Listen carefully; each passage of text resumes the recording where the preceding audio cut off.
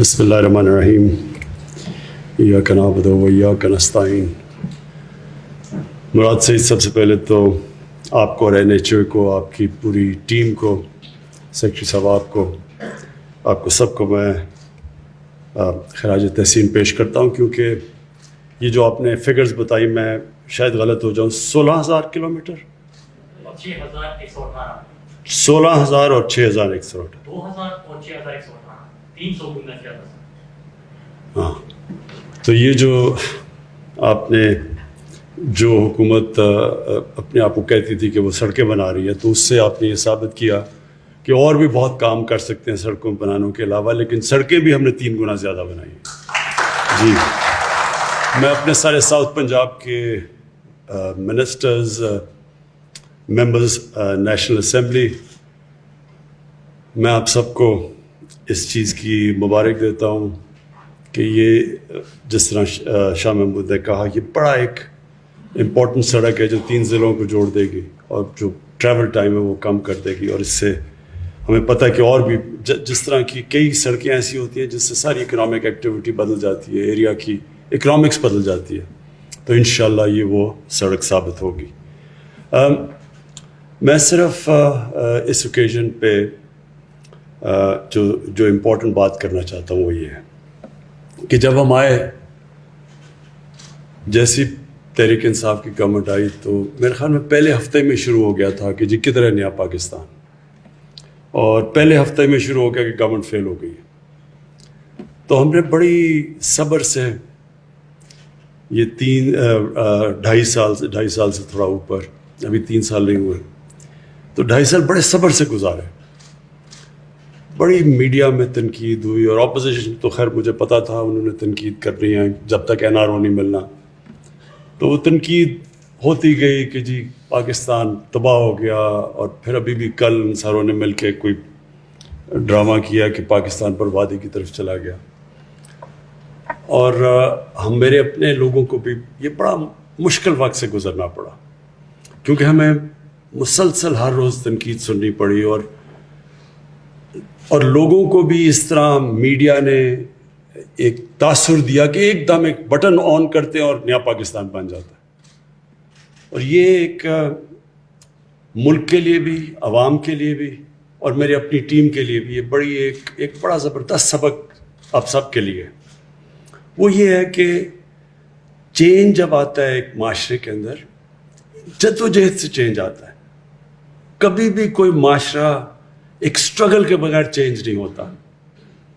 کوئی بھی چیز دنیا کی تاریخ اٹھا کے دیکھ لیں، اگر آپ سٹیٹس کو بدلنا چاہتے ہیں، سٹیٹس کو کا مطلب یہ ہے کہ ایک وہ نظام جس میں لوگوں نے اپنے پنجے گاڑ لیے ہیں جو کہ اس نظام سے فائدہ اٹھا رہے ہیں، اگر آپ اس کو چینج کرنا چاہتے ہیں تو وہ جو لوگ ہیں جس کو سٹیٹس کو کہتے ہیں، جو ایک نظام کے بینیفیشریز ہیں، وہ کبھی بھی جد و جہد کے بغیر چینج نہیں آتا. یہ بالکل ایسے ہے کہ ایک آپ نے اپنے آپ کو آزاد کرنا ہے، مثلا انگریزوں سے آزادی لینی ہے، تو اس کی ایک بڑی طویل جد و جہد تھی، اس کے بعد آزادی ملی تھی. آزادی کی وہ تو 1857 کے اندر 1857 میں ایک کوشش، بڑی قربانیاں دے کے لوگوں نے کوشش کی، اور وہ فیل ہو گئی آزادی کی جانب. لیکن تب سے 1947 تک وہ مسلسل جد و جہد چلتی رہی، اس میں اونچ نیچ آتی رہی. ہمارے جو عظیم لیڈر تھے قائد اعظم، ان کی آپ سٹرگل دیکھیں، کبھی وہ اوپر جاتے تھے، پھر وہ دل برداشتہ ہو کے انگلینڈ چلے گئے، پھر واپس آئے، پھر سٹرگل ہوئی. تو یہ جو آزادی کی سٹرگل ہے، چاہے آپ مافیا سے آزاد ہو رہے ہوں یا ایک کرپٹ نظام سے آزاد ہو رہے ہوں، یہ جد و جہد کا نام ہے. یہ کبھی بھی ایسے نہیں ہوتا کہ ایک دم آپ آزاد ہو جاتے ہیں. جو ابھی جس جگہ پاکستان کھڑا ہے، ایک بہت، میں سمجھتا ہوں کہ 1947 کے بعد یہ بہت بڑی سٹرگل چل رہی ہے پاکستان کا نظام بدلنے کے لیے، مافیاز سے اپنے آپ کو آزاد کرنے کے لیے. ہر جگہ مافیاز بیٹھے ہوئے ہیں، ہر جگہ ان کی کوشش ہے کہ کسی طرح یہ گورنمنٹ فیل ہو تاکہ وہ پھر اسی طرح ایک کرپٹ نظام سے فائدہ اٹھاتے رہے. تو اپنی قوم کے لیے، اپنی ٹیم کے لیے یہ جو آج پاکستان سٹرگل کر رہا ہے یہ سب سے امپورٹنٹ سٹرگل ہے پاکستان کی فیوچر کے لیے, اپنے آنے والی جنریشنز کے لیے, ہماری نسلوں کے لیے بڑی امپورٹنٹ سٹرگل ہے. یہ سٹرگل ہے رول آف لا کی, قانون کی حکمرانی کی سٹرگل. یہ سب سے یہ جو قانون کی حکمرانی کی سٹرگل ہے, اس سے ہی ایک معاشرہ بدلتا ہے. جب یہ طاقتور کو قانون کے نیچے لے کے آتا ہے, وہ دنیا کی تاریخ اٹھا کے دیکھ لیں, وہ معاشرہ اوپر جاتا ہے. آج آپ سارے خوشحال ملک دیکھ لیں, جو بھی ملک خوشحال ہے وہاں قانون کی حکمرانی ہے, وہاں طاقتور قانون کے نیچے ہے, وہاں کوئی چینی مافیا نہیں پھر رہا, کوئی قبضے مافیا نہیں ہے, وہاں کوئی پولیٹیکل مافیاز نہیں ہے. کہتے ہیں کہ جی ہمیں NRO دیں, نہیں تو ہم گورنمنٹ گرا دیں گے. فوج کو بلا رہے ہیں کہ فوج آ کے گورنمنٹ گرا دے. اپنے آپ کو ڈیموکریٹک موومنٹ کہتے ہیں, فوج کو کہہ رہے ہیں کہ گورنمنٹ گرا دو, کیونکہ ان کا ساروں کا مقصد اپنے انٹرسٹ پروٹیکٹ کرنا ہے. یہ سارے جو مافیاز ہیں یہ اپنے مفادات کی حفاظت کی جنگ لڑ رہے ہیں, اور اس کے لیے وہ تیار ہیں گورنمنٹ گرانے کے لیے, کچھ بھی کرنے کے لیے تیار ہیں. باہر پیسے پڑے ہوئے ہیں ان کے ارب اور اوپر ڈالر, ڈر لگا ہوا ہے کہ گورنمنٹ آئے گی تو پیسے ان سے واپس آ جائیں گے. ان کی ساری چوریاں سامنے آ رہی ہیں, تو ان کی کوشش یہ ہے کہ اس سے پہلے گورنمنٹ کو کسی نہ کسی طرح گرا دو. تو پہلے تو معیشت تباہ کر دی, یہ ڈرامہ چلتا رہا. پھر پتہ چلا کہ وہ معیشت کرونا کے باوجود, ہندوستان میں ذرا دیکھیں آج کیا حالات ہیں. ہمارا اور ہندوستان کا ایک ہی طرح کے جو آبادی ہے, جو ڈینسٹی پاپولیشن ہے, جو موسم ہے, ہمارا تو ان سے ملتا جلتا ہے. ہندوستان کی حکومت نے کیا فیصلے کیے, آج ان کا کیا حال ہے. ہم نے کیا فیصلے کیے, آج اللہ نے ہمیں کیسے نکالا ہے. اور اس کے باوجود جب ان کا -7 پہ گروتھ ریٹ ہے, ہمارا 4% پہ چلا گیا, جبکہ ہمارے ہندوستان سے بہت برے حالات تھے. ہندوستان کے مقابلے میں پاکستان کے حالات جب کرونا آئی ہے تو دیکھیں ان کے تو بڑے خوشحال, ان کے جو ملکی گروتھ ریٹ تھی, ان کے ریزروز تھے, ان کے روپے پہ پریشر نہیں تھا, ان کے تو ریزروز بہت بڑے تھے.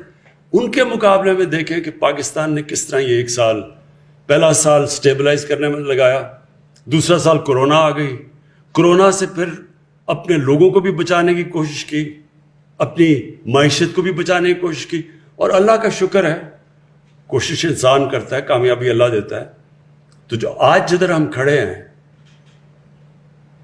اور جدھر آگے ہم جا رہے ہیں, اب میرا ایمان ہے کہ جو سب سے مشکل وقت تھا اس سے ہم نکل گئے ہیں.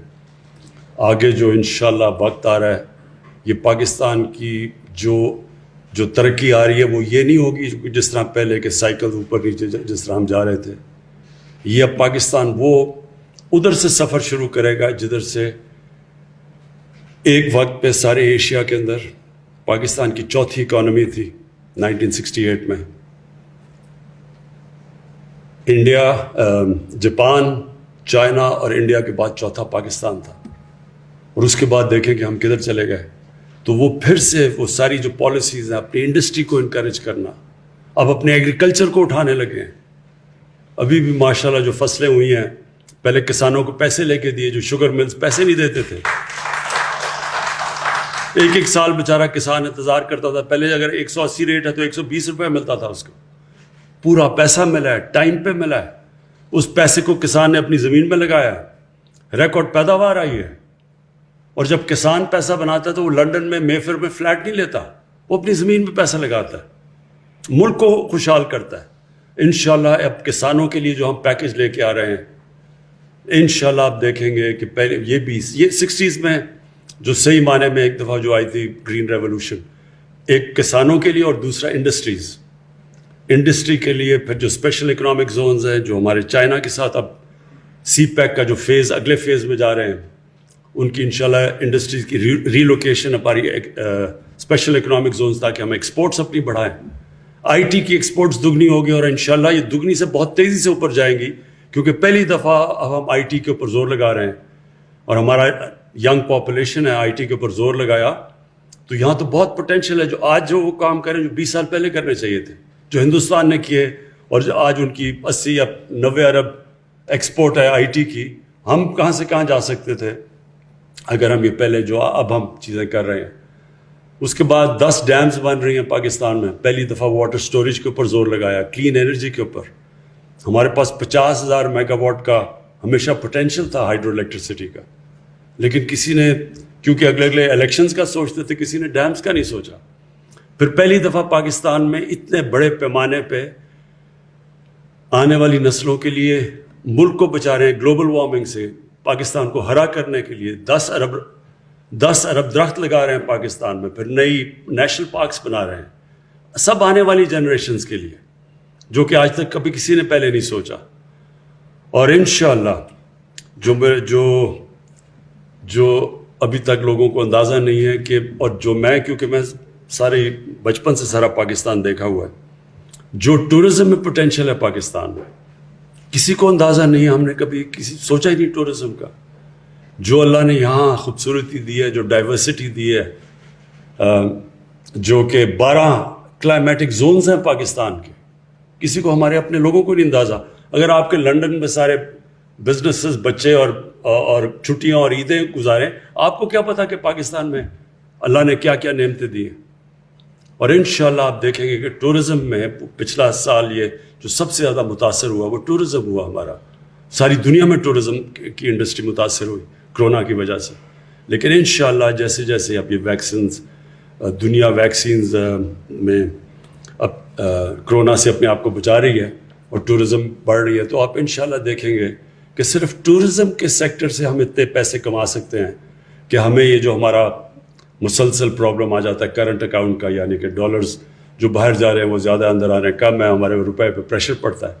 تو صرف ٹورزم سے ہم یہ اپنے ریزروز بڑھا سکتے ہیں, اپنے فارن ایکسچینج بڑھا سکتے ہیں انشاءاللہ آنے والے دنوں میں. جو میں اپنی صرف قوم کو آخری چیزیں کہنا چاہتا ہوں کہ جو برا وقت ہے وہ نکل گیا, مشکل وقت سے ہم گزر رہے ہیں. انشاءاللہ اب گروتھ کا ٹائم ہے, اب اس کو اپنی اکانومی بڑھانے کا ٹائم ہے, دولت میں اضافہ کرنے کا ٹائم ہے, اپنے ملک کو, اپنے نوجوانوں کو نوکریاں دینے کا ٹائم ہے.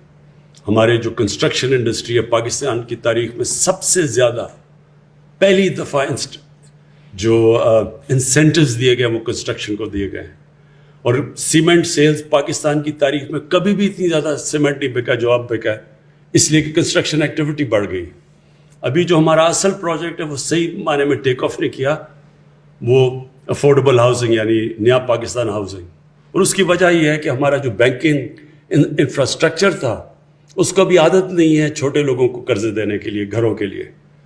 اور ہمارے پاس 2 سال لگے, وہ جو ایک قانون ہے, وہ جب تک وہ قانون کئی سالوں سے پھنسا ہوا تھا, فورکلوجر لا, وہ تب تک بینک قرضے نہیں دیتے.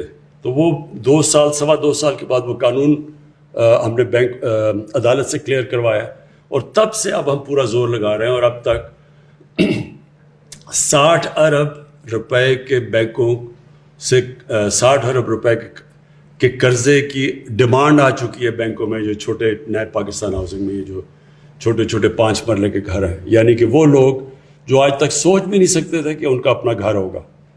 تنخواہ دار طبقہ, یہ جو مزدور, جو گریڈ 4 پہ کام کرنے والے, سرکاری نوکر, جو پولیس والے, یہ کوئی بھی ویلڈر, میکینکس, یہ کبھی اپنا سوچ نہیں سکتے تھے کہ ان کے پاس اتنا پیسہ کیا گھر بنانے کا. لیکن یہ جو ہمارا نیا پروجیکٹ ہے کہ جو آپ کرایہ دے رہے ہیں, جو لوگ 15-20 ہزار کرایہ دیتے ہیں, وہی قسطوں میں چلا جائے گا اور گھر بھی اپنا بن جائے گا. یہ پہلی دفعہ پاکستان میں انشاءاللہ شروع ہو رہا ہے. اور یہ اب اس کے اوپر ہم اور بھی طریقے لے کے آ رہے ہیں. بینکوں کے علاوہ ایسے فائنانس ہاؤسز لے کے آ رہے ہیں, یہ شوکت ترین ابھی کرنے لگے ہیں, تاکہ وہ صرف اور صرف ان کا کام ہی ان بینکس کا ہاؤسنگ کے لیے قرضے دینے کے لیے. تو یہ بھی ایک, یہ جب ٹیک آف ہو جائے, یہ ایک اور چیز ہے جس سے سب سے زیادہ روزگار شہروں میں ملتا ہے جب کنسٹرکشن انڈسٹری چلتی ہے.